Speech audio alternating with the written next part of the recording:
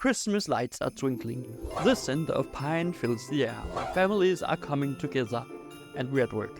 But here's the harsh truth. This isn't the Christmas spirit most people imagine. You are not with your family, you are with patients. And that's exactly what this episode is about. We are going to talk about the unspoken reality that we as nurses face during the holidays. Not just the exhaustion, but the emotional toll of caring for patients during a time when everyone else is with their loved ones. How do you stay compassionate when you are totally drained? And here's the real kicker. How do you ensure your patients feel cared for even though you're battling your own fatigue and frustrations? Let's unpack it. There's something unique about nursing during the holidays. The hospital doesn't stop. Patients don't stop getting sick. Emergencies don't take a break, and neither can we. But Christmas, more than any other time, magnifies the emotional complexities of our job. For many of us, the holiday season becomes a tug of war between personal sacrifice and professional responsibility. The reality is, we enter our shifts knowing our patients need more than just clinical care. They need comfort, they need understanding, and maybe even a bit of that Christmas spirit. Some are alone, unable to be with their families, or worse, spending what might be their last Christmas in a hospital bed. But here's the first bit of relief. You don't need to carry all of that emotional burden. You're not expected to be their family. You're expected to be their nurse. And that distinction is important because the moment you feel responsible for fulfilling all their emotional needs, that's when the burnout slowly creeps in and takes you down. So how do you balance that fine line between compassion and self-preservation? The first step is to acknowledge the emotions at play, both yours and the patient's. Empathy is crucial in nursing, but too much empathy, especially in high-stress times like Christmas, can be overwhelming. Allow yourself the space to feel without being consumed by it.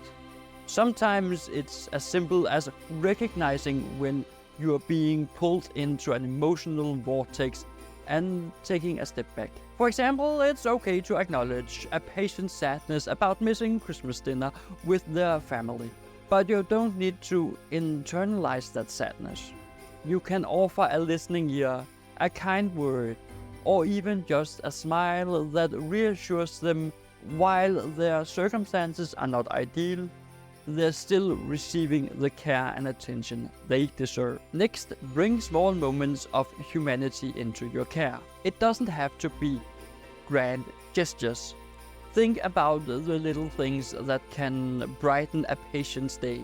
A warm blanket, a short conversation, or even bringing in a small holiday decoration for their room. And that holiday decoration, at my ward, it is simply not possible. Why?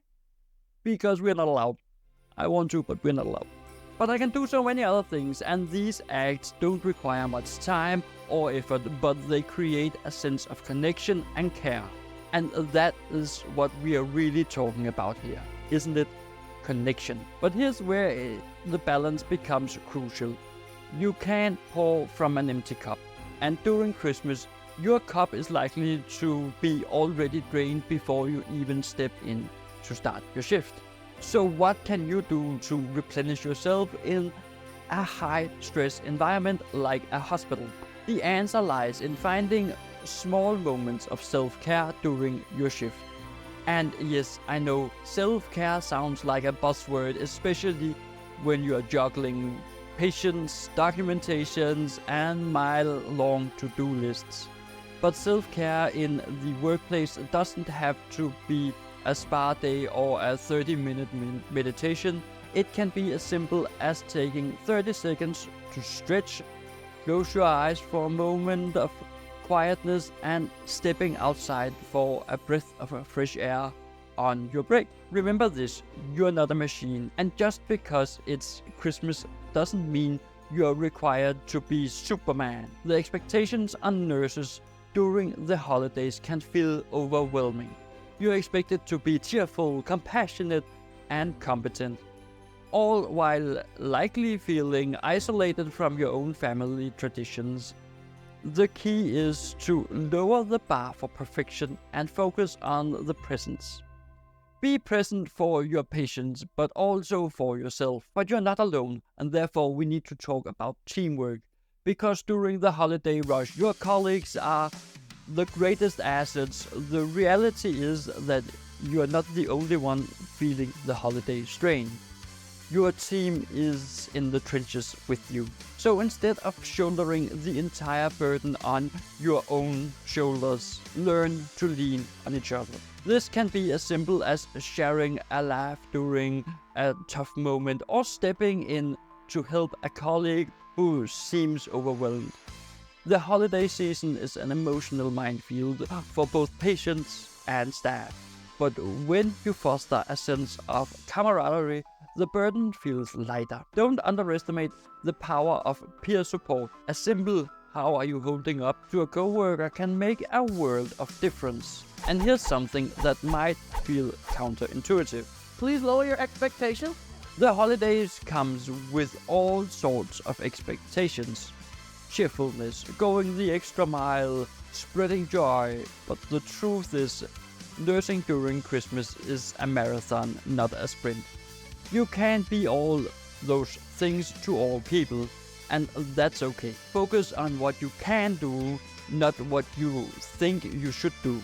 It's okay if you are not brimming with holiday cheer every second of your shift.